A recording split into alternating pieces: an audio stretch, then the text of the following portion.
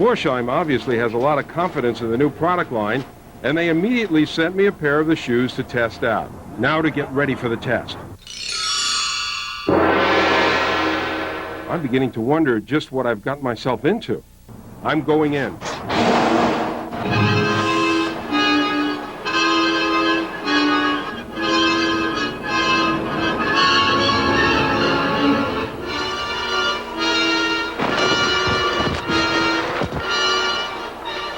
I feel like I'm being attacked by giant spinach noodles.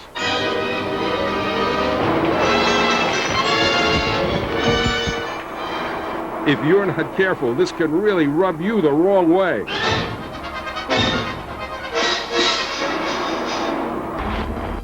A booby trap. A hidden ankle sprayer.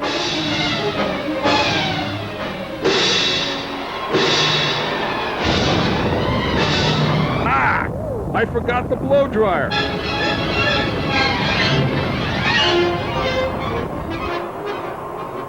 We did it.